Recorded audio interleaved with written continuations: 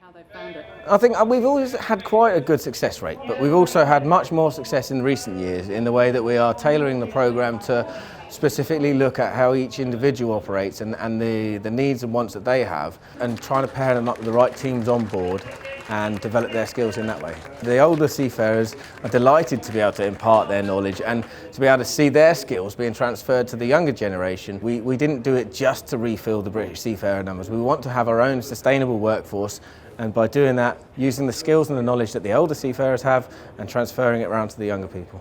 I was living in London as a carpenter and joiner. A few things happened back there, so I needed a fresh start. So I moved to Delft to come and stay with my dad for a little while. I got the job on board as a steward, and it was only in-house that I heard that there was an apprenticeship scheme available. My mum said to me one day, she was reading the newspaper, and there was a little article, DFDS, apprenticeships and that. And throughout like the 2 years that I was at college, I was looking at all different types of apprenticeships and what sort of route I wanted to go down. My mum said, like, what about working at sea? So I said, I never really thought about working at sea. My mum said, your granddad did it, he was in the Navy, maybe you'd like it. Best bit's probably been like the sort of like social atmosphere around the ships. Like everyone's sort of one big family because you're all on board for 2 weeks. On the flip side, the hardest aspect has probably been the fact that you're away for so long, because you've got, 2 on 1 off is a bit of a struggle. Being away from sort of my family, I'd never done that before. Like, I was only 18, so I'd never really been away from home. Quite immature at the time, I suppose, and being chucked into an environment with a bunch of 50, 60-year-old men who aren't going to take stick off a little toe rag who's just fresh out of college, and so that was hard, sort of having to mature quickly as well, like for the sake of the job.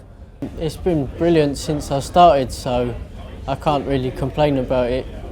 There's a lot to learn on these ships, and learning it in this amount of space of time is quite hard. That's why we plan such a big event like this, so that they can actually celebrate with the people that they love and get them involved in their career too, because you spend 6 months on board this vessel, it becomes your second home, and I think it's so important at the start of their career that their families, their friends, their girlfriends, boyfriends, parents, whoever it is, see that this is where they live, this is where they work, and that it's a great place for them to be.